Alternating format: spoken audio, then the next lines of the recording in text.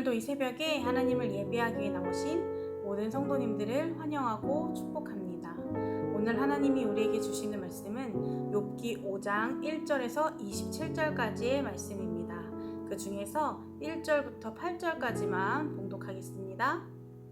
너는 부르짖어 보라. 내게 응답할 자가 있겠느냐? 거룩한 자 중에 내가 누구에게로 향하겠느냐? 분노가 미련한 자를 죽이고 시기가 어리석은 자를 멸하느니라. 내가 미련한 자가 뿌리 내리는 것을 보고 그의 집을 당장에 저주하였노라. 그의 자식들은 구원에서 멀고 성문에서 억눌리나 구하는 자가 없으며 그가 추수한 것은 줄인 자가 먹되 덫에 걸린 것도 빼앗으며 올무가 그의 재산을 향하여 입을 벌리느니라. 재난은 티끌에서 일어나는 것이 아니며 고생은 흙에서 나는 것이 아니니라. 사람은 고생을 위하여 났으니 불꽃이 위로 날아가는 것 같으니라. 나라면 하나님을 찾겠고 내 일을 하나님께 의탁하리라. 요즘 사람들의 대화를 보면 빠지지 않고 등장하는 것이 있습니다. 바로 MBTI입니다. 혹시 다들 검사해 보셨나요? 요즘은 많이 대중화가 되면서 핸드폰으로 쉽게 검사할 수 있는 심리검사가 되었는데, 그렇다 보니 이제는 새로운 관계를 쌓거나 상대방에 대해서 알아갈 때 필수로 알아야 할 요소가 되기도 한 것 같습니다. 상대방이 어떤 유형의 MBTI를 갖고 있는지 알게 되면 대략 어떤 성향의 사람인지 알 수 있고 또 어떻게 대해야 하는지도 감이 오기 때문입니다. 요즘 이 MBTI가 유행을 하면서 상대방을 파악하고 알아가기에 도움이 된다는 이점도 있지만 그만큼 큰 단점도 있습니다. 바로 이 MBTI 안에 16가지 유형에 그 안에만 사람의 성향을 가둔다는 것입니다. 생각보다 이 MBTI를 점점 과신하는 사람들이 늘고 있고, 그렇다 보니 그 성향에만 깊이 빠져서 마치 원래 이랬던 것처럼, 이 성향이 정답인 것처럼, 다른 것은 없는 것처럼 보고 생각하기도 합니다. 복잡하고 다양한 뭔가 한 가지로 정의할 수 없는 인간의 성향을 16가지 유형의 프레임 안에만 가두고 보게 된다는 것입니다. 그렇게 되면 우리의 성향의 다양성은 사라지고 굉장히 좁은 시선으로 또 틀에 갇힌 시선으로만 사람을 보게 만듭니다. 좁아진 생각과 시선으로 상대방을 또 스스로를 그 작은 틀 안에 가두고 더 이상 성장하지 못하게 만들기도 하며 오히려 더 사회성이 떨어지게 만들기도 합니다. 그러다 보면 또 다른 건강하지 않은 고정관념도 생기게 됩니다. 관계를 위해서 상대방이 어떤 사람인지 알기 위해, 나는 또 어떤 사람인지 알기 위해 이런 도구를 사용하는 것은 우리에게 필요합니다. 그러나 너무 깊게 들어가면 그만큼 우리의 시야는 좁아지고 나와 상대방을 그 틀 안에만 가두며 모든 것이 그 안에서만 흘러가는 것처럼 만들기도 합니다. 그래서 우리는 스스로 이런 틀에 자신을 또 상대방을 가두지 않기 위해 조심해야 합니다. 오늘 본문 말씀에는 큰 고통과 고난으로 힘들어하고 있는 욥에게 처음으로 자신의 생각을 전하는 친구가 등장합니다. 바로 엘리바스인데요. 먼저 이 엘리바스의 메시지에는 하나의 패턴이 있습니다. 바로 규범적 지혜입니다. 이 규범적 지혜는 욥기에 전체적으로 담겨져 있기도 한데요.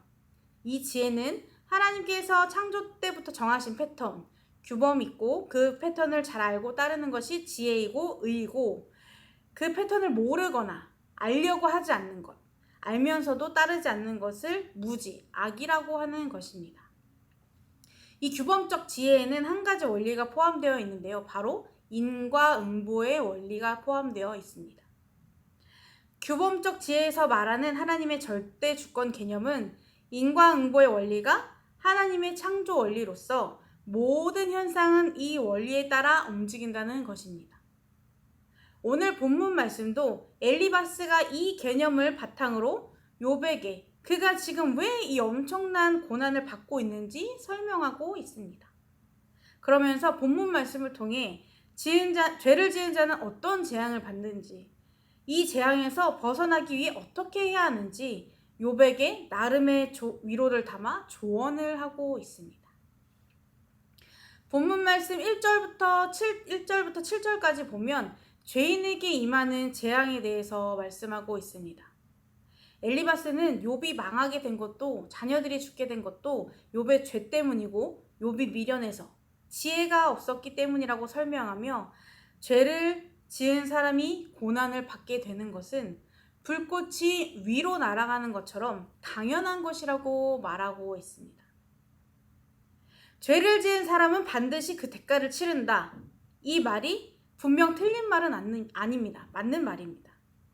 하나님이 정하신 규범이기도 하고 우리 삶에서 흔히 볼 수 있는 패턴이고, 하나님도 이 패턴으로 많은 사람들을 심판하셨기 때문입니다. 그러나 예외도 있습니다. 꼭 죄로 인해 고난을 받지 않는 경우도 있다는 것입니다. 바로 욥의 경우가 이런 경우입니다. 욥기 서두에 나와 있는 것처럼 욥이 받고 있는 고난의 시작은 하나님과 사탄의 거래로 시작된 것입니다. 다시 말해서 욥이 지은 죄 때문에 일이 일어난 것이 아니란 것입니다. 그러나 엘리바스는 이것을 알지 못했습니다. 전후 상황도 파악하지 않은 채 파악하려 들지도 않고 그저 무조건 자기 눈에 보이는 대로 그의 죄 때문이라고 단정하고 있는 것입니다. 그러면서 욥의 하소연이 정당하지 않다고 단정하며 그를 정죄합니다. 욥을 향한 엘리바스의 조언은 엘리바스의 입장에서는 그를 위해 진심을 담은 조언이었겠지만, 그 위로를 받는 욥에게는 그다지 좋은 효과가 있지 않았습니다.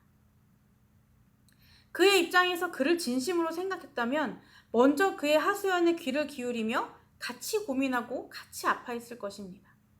물론 욥의 친구들도 욥이 당한 고난을 보고서 옷을 찢으며 같이 슬퍼했습니다. 밤낮 7일 동안 그와 함께 슬퍼했습니다. 그러나 이것이 끝이었습니다. 그에겐 욥을 향한 진정한 공감이 없었습니다. 아마도 엘리바스는 자신의 나름대로 최선을 다해 욥을 생각하며 그가 얼른 회복하기를 바라는 마음으로, 이 고통에서 하루빨리 벗어나기를 바라는 마음으로 조언을 했을 것입니다. 그래서 그는 고난을 받고 있는 이유에 대해서 설명하며 이 고난을 벗어나려면 다시 하나님께로 돌아가야 한다고 조언하고 있습니다. 그러나 이 조언은 욥에겐 의미가 없고 상처만 될 뿐이었습니다. 엘리바스는 욥에 대해 긍휼히 여기는 마음으로 조언을 했지만 선한 의도가 항상 선한 결과를 맺지 않는 것처럼 그의 조언은 욥에게 도움이 되지 않았습니다. 왜냐하면 자신이 정해놓은 틀 안에서만 욥의 고난을 보았기 때문입니다. 자신이 가지고 있는 그 규범적 지혜 안에서만 욥을 바라보았기 때문입니다. 좁은 시선과 좁은 생각으로 그 틀 안에서만, 인과응보라는 원리 안에서만 욥의 고난을 생각했기 때문입니다. 엘리바스의 메시지는 죄를 지은 사람에게는 더할 나위 없는 좋은 메시지입니다. 지난날의 잘못을 돌아보게 하고 이제라도 회개하고 하나님께로 다시 돌아간다면 얼마든지 회복할 수 있다고 말하고 있기 때문입니다. 그러나 이것은 규범적 지혜의 원리 안에서만 해당합니다. 우리의 모든 삶이 규범적 지혜의 원리대로만 돌아가지 않습니다. 또한 우리는 그 하나님의 계획을 100% 다 알 수도 없고 이해할 수도 없습니다. 하나님의 뜻과 계획은, 그 방향은 오직 주님만 아십니다. 또한 고난의 원인도 주님만 아십니다. 그래서 우리는 때때로 우리에게 찾아온 고난이, 또 내 지인들이 겪고 있는 어려움이 무엇 때문인지 결코 단정할 수 없습니다. 그렇기 때문에 고난을 당하거나 고통 속에 있는 이웃들에게 우리는 조심스럽게 다가가야 합니다. 그리고 그 고난이 무엇 때문인지 알기 위해 애쓰기보다 그것을 해결해 주기 위해 노력하는 것보다 그 상한 마음을, 아픈 마음을 먼저 알아주고 공감해 주는 것이 먼저입니다. 그 다음에 이 시간에 대한 주님의 뜻을 구하며 그 고난을 이겨낼 방법을 찾아가야 합니다. 진심을 담은 조언도 충고도 다 상대방을 위한 것이고, 진심으로 이 어려운 시간을 잘 이겨내길 바라는 마음으로, 더 잘 되길 바라는 마음으로 충분히 충고를, 조언을 할 수 있습니다. 그러나 이것을 생각하기 전에 우리는 먼저 우리의 생각과 시선을 내려놓고 주님의 마음으로 고난 중에 있는 이웃을 바라보아야 합니다.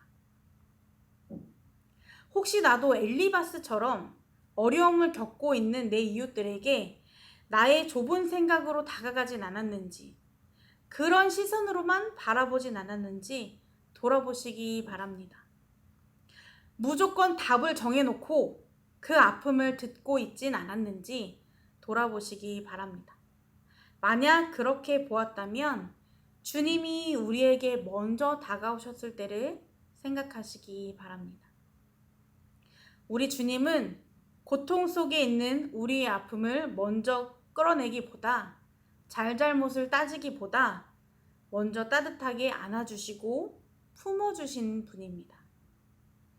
우리의 마음을 먼저 만져주시고 후에 우리가 그 시간을 어떻게 맞이하게 됐는지 깨닫게 해주십니다. 우리도 주님의 이 마음을 품고 다가가야 합니다. 우리가 이 마음을 품고 나아갈 때 우리를 통해 주님의 따뜻한 위로와 사랑이 어려움을 겪고 있는 지인들에게, 이웃들에게 흘러가서 큰 위로와 힘이 될 줄 믿습니다. 우리의 좁은 생각과 시선을 내려놓고 우리가 주님께 받은 그 깊고 넓은 사랑으로 이웃을 품고 그들의 아픔을 나누고 위로해주며 주님의 사랑을 나누고 전하는 우리 성도님들의 삶이 되기를 주님의 이름으로 축복합니다. 함께 기도하시겠습니다. 주님, 우리는 주님께 먼저 사랑으로 빚진 자들입니다. 그 사랑으로 우리가 회복되었고 주님 앞에 설 수 있었습니다. 그런데 우리가 때때로 그 사랑을 잊어버리고 그리스도인이라는 틀에 박혀 세상 사람들을 정죄하진 않았는지, 고통 속에 있는 이웃들을 좁은 생각과 시선으로 바라보며 판단하진 않았는지 돌아보게 됩니다.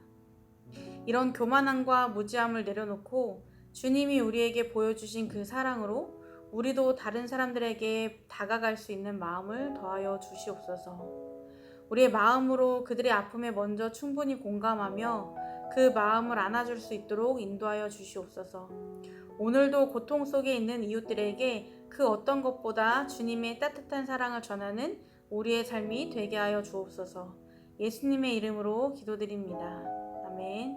이 시간 우리 두 가지 기도 제목을 놓고 함께 기도하시겠습니다. 먼저 내 생각의 기준으로 판단하고 조언하기보다 주님의 뜻을 구하며 주님의 마음으로 바라보는 우리가 되도록, 두 번째로 100마디 화려한 말보다 진심 어린 마음으로 아픔을 공감하며 이웃을 품어주는 그리스도인이 되도록 함께 기도하시겠습니다.